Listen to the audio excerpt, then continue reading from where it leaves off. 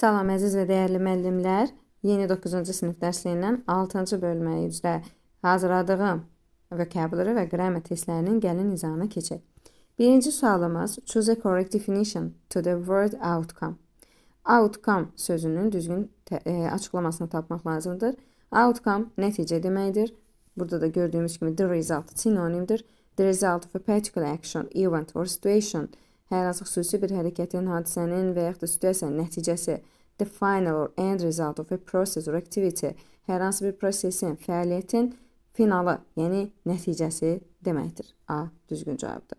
B variantında gördüyümüz kimi personal characteristics or qualities-dir. Yəni burada şəxsi xarakterik xüsusiyyətlərdən söhbət gedir, keyfiyyətlərdən söhbət gedir.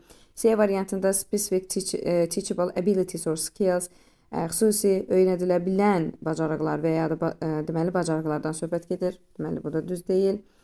Burada gördüyümüz ki, abilities haqqındadır. Burada nəticədən söhbət getmir. The power to have an effect on people. İnsanlar üzərində təsir olmaq gücü. Burada nəticə deyil. Emotional or practical help. Emosional və ya da praktiki kömək. Bu da düz deyil. Outcome nəticə deməkdir. İkinci testimizə baxırıq. Choose a correct definition to the word resolve. Resolve sözünün tərcüməsi hansısa problemi bitirmək deməkdir. Y variantı düzgün cavabdır. To solve or end a problem or difficulty. Hər hansı bir problemi həll etmək, hər hansı bir çətinliyə, problemə son qoymaq mənasını ifadə edir. Y variantı düzgün cavabdır. D variantında causing problems, worry or embarrassment. Hər hansı bir problemə, narahatlığa səbəb olmaq. Deməli, bu düz deyil. To become familiar with, nə iləsə tanış olmaq, düz deyil. To put yourself or someone else onto the official list of members of a course, college or group. Burada deyir ki, demək, ya özünü ya da kimisə kursun, kollecin və ya hansı bir qrupun üzvlər demək siyahısına, rəsmi siyahısına daxil etmək. Yəni qeydiyyatdan keçirmək, bu da düz deyil. Enrollda qeydiyyatdan keçirmək. To cause someone to remember or recall something. Yəni kimisə nəyisə xatırlamağa kömək etmək, remind kimi dəyərləndirə bilərik. Resolve isə nəyisə həll etməkdir. Y düzgün cavabdır. Üçüncü testimizə baxırıq. Boiling, delighted, exhausted.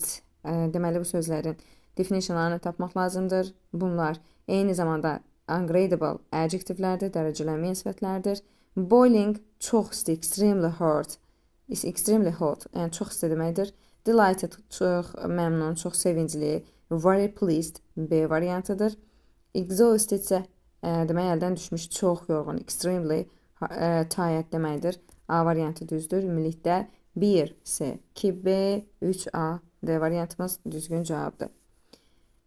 Daha sonra davam edirik. Fantastic, fascinating, feel ise bunlar da eyni zamanda dərəcələnməyən sifətlərdir. Fantastic, əla, möhtəşəm, extremely good, A düzdür. Fascinating, extremely interesting, yəni olduqca maraqlı, diqqət çəkən B variantı. Feel isə çox çirkli, extremely dirty. Deməli 1A, 2B, 3C, A düzgün cavabdır. Davam edək. Freezing, furious, huge. Bunlar da eyni zamanda dərəcələnməyən sifətlərdir. Freezing çox soyuq, extremely cold, B variantı. Furious çox qəzəbli, 2A variantı. Huge isə çox böyük size, ölçü baxımından, miqdar baxımından, vaciblik baxımından çox böyük mənasını ifadə edir. C variantı. Düzgün cavabımız 1B, 2A, 3C. A variantı ümumilikdə düzgün cavabdır. 6-cı testimizə baxırıq. Bizdən düzgün cavab soruşur. Push the boundaries, əlindən gələn ən yaxşısını etmək, yəni öz sərhədlərini aşmaq. Try to do your best and go beyond what you thought you could. Deməli 1B variantı. Starving çox ac deməkdir, extremely hungry. A variantı. Terrifying isə çox qorxulu, extremely frightening deməkdir. C variantı. 1B, 2A, 3C. Bu isə Y variantında özünü göstərir. Y variantı düzgün cavabdır. Davam edək. Beneficial, faydalı deməkdir. Stick to something, nəyisə etməkdə davam etmək. Nəyisə ilişib qalmaq, yəni ondan dəyişməmək. Yəni summarize isə qısa xülasə etmək, ümumiləşdirmək. Gəlin də baxaq A variantına. To express the most important facts or ideas about something or someone in a short and clear form. Qısa və ya aydın formada nəyisə və kimsə haqqında olan ən vacib faktları və ideyaları, fikirləri ifadə etmək. Deməli, qısa formada, qısa xülasə etmək, summarize-dir. Deməli, 3 olacaq A variantı.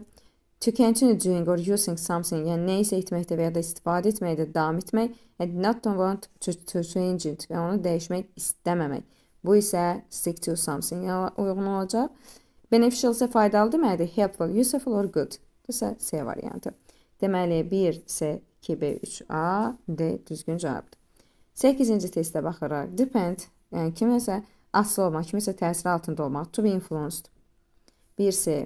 Insult, kimisə təhqir etmək, incitmək. To say or do something to someone that's rude. Yəni kiməsə nəsə kobud söz demək və ya kobudluq etmək. 2A variantı. Manage isə to control, idarə etmək. 1C, 2B, 3də A. Yox, daha doğrusu 1C, 1C, 2A, 3B. C variantımız düzgün cavabdır. 9-cu testə baxaraq bizdən sinonimləri soruşur. Starving çox ac deməkdir, full dolu deməkdir, əlaqəsi yoxdur. Tiny, kiçik, huge, böyük deməkdir. Bu isə antonimdir, çıxırıq, bizə sinonimlər lazımdır. Beneficial, faydalı, useless, faydasız deməkdir, əlaqəsi yoxdur. Insult, təhqir etmək, sən təşəkkür etmək antonimdir. Yəni C, D, daha doğrusu antonimdir.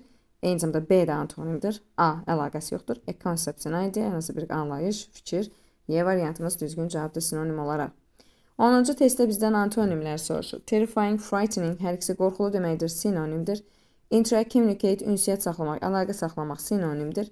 Priceless, valuable, qiymətli, dəyərli deməkdir, sinonimdir.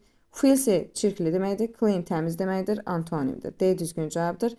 A flaw, a mistake, burada isə qüsur, çatışmazlıq, mistake də səhv. Yəni bunlar da bir sinonim kimi götürə bilərik. Amma bizə antonim soruşduğu üçün D variantı düzgün cavabdır. 11-ci testə baxaraq this book is slightly-ni biz bilməliyik. İpucu olaraq bu intensifierlərin hansı məna ifadə etdiyini bilməliyik. Slightly-dən sonra bizə müqayisə dərəcəmiz işlənir. Həm üstəlik burada digər ipucumuz than'dir.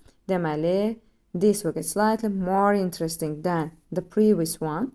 Bu kitab digər əvvəlkindən biraz daha maraqlıdır. A düzdür. 12-ci testə baxaraq this is easily bizdə ipucudur. Və eyni zamanda have ever seen quruluşu da ipucudur. Hər ikisi üstünlük dərəcəsinin işlənməsini vacibliyini göstərir. The best. Təbii ki, biz ismi aid olduğu üçün Z artiklını verməliyik. B ona görə yanlışdır. The best sifətin üstünlük dərəcəsi Z artiklından işlənir. D düzgün cavabdır. 13-cü testə baxırıq. By far bizim ipucumuzdur və eyni zamanda imtahan söz önlü ifadə işləmişdir. By far söz önü deməli canın olmalıdır burada. By fardan sonra üstünlük dərəcəsi işlənir. The most expensive. B düzgün cavabdır. Həm də söz önlü ifadələrdə də biz üstünlük dərəcəsindən istifadə edirik.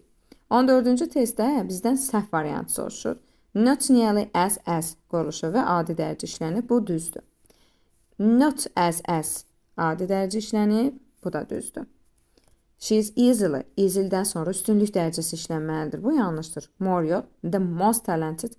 Həm də söz önlü ifadə var. Deməli, həm söz önlü ifadə, həm easily cümlədə deməli, üstünlük dərəcəsinin olmasına şərt edir. The most talented olmalıydı. Ona görə səhv soruşduğu üçün C düzgün cavabdır.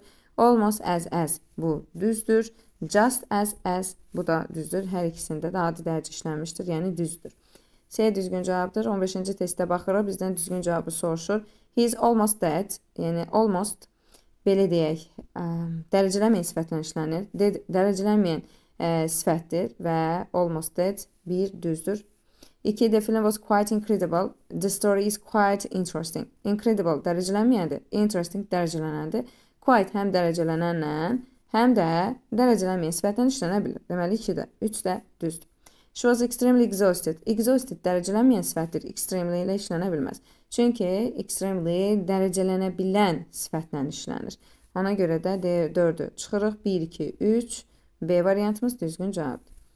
16-cı testə baxırıq. The cinema hall was totally full. Bax, full dərəcələnməyən sifətdir. Very, extremely, a bit bunlar dərəcələnən sifətlərlə işlənir. Ona görə A variantımız düzgün cavabdır. Total isə dərəcələnməyən sifətlərlə işlənir. Yəni tamamilə dolu idi kinoteatr zalı.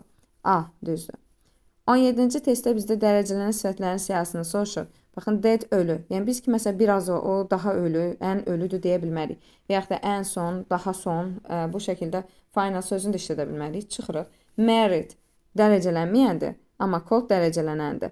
Single dərəcələnmir, amma hot dərəcələnir. Bizə isə hər ikisi dərəcələnən sifət lazımdır. False, incredible heç biri dərəcələnmir. Amma difficult, more difficult, the most difficult, more interesting, the most interesting dərəcələnə bilir. Y düzgün cavabdır. Deməli, 18-ci testdə isə bizdə ungradable, dərəcələnməyən sifətlərə soruşur quruluş olaraq. Bax, bizdən ungradable adjective soruşursa, biz ilk növbədə bizə dərəcələnməyən sifətləri seçmək lazım gəlir. Good, beautiful dərəcələnən, çıxırıq. Amma perfect, single, final. Hər üçü də dərəcələnməyəndir. Almost dərəcələnməyən sifətlə işlənir? Bəli. A, düzdür. D variantı very dərəcələnən sifətlə işlənir. Yəni single dərəcələnmir. Məsələn, subaydır. Onu biz daha subaydır, ən subaydır deyə bilərikmi? Xeyr. Deyə bilmərik. Very isə ancaq dərəcələnən sifətlərlə işlənir. Ona görə biz D variantını da götürə bilmirik. Extremely də həmçinin dərəcələnən sifətlə işlənir. Məsələn, final son, daha son, ən son bu şəkildə deyə bilmirik. Ona görə də burada da biz extremely işlətməyimiz yanlış olur. Extremely dərəcələnən sifətlə işlənir. Ona görə bu da yanlışdır. A düzdür. 19-cu testə baxırıq. Absolutely.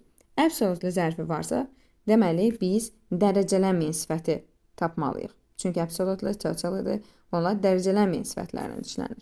Good dərəcələnir, hətta kökündən dəyişir. Better, the best deyə. Amazing dərəcələnmir. Deməli B düzgün cavabdır. Film tamamilə möhtəşəm idi. Severity boring, more boring şəklindədir. Most boring dərəcələnə bilir. Interesting də həmçinin more interesting dərəcələnir. Bad də həmçinin hətta kökündən dəyişir. Worse, the worst şəklində. B düzdür.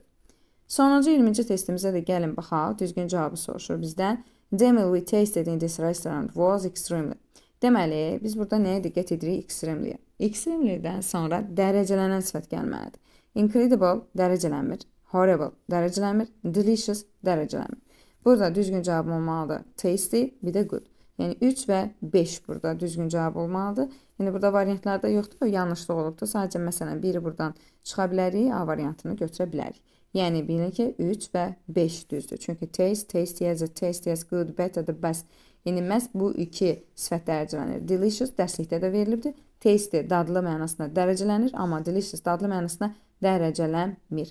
Incredible inanılmaz, horrible dəhşətli, yəni horrible-dır, terrible-da bunlar dərəcələnmir. 3, 5, yəni düzgün cavab olmalıdır. 3, 5. Beləliklə də biz 9-cu sinifin sonuncu bölməsini də izahını yekunlaşdırmış olduq. Hər birinizə uğurlar arzu edirəm. İnşallah dinlədikdən sonra kanala abunə olub fikir ifadə etməyi də unutmayın. Unutmayın ki, sizin fikirləriniz mənim üçün dəyərlidir. Hələlik əziz müəllimlər.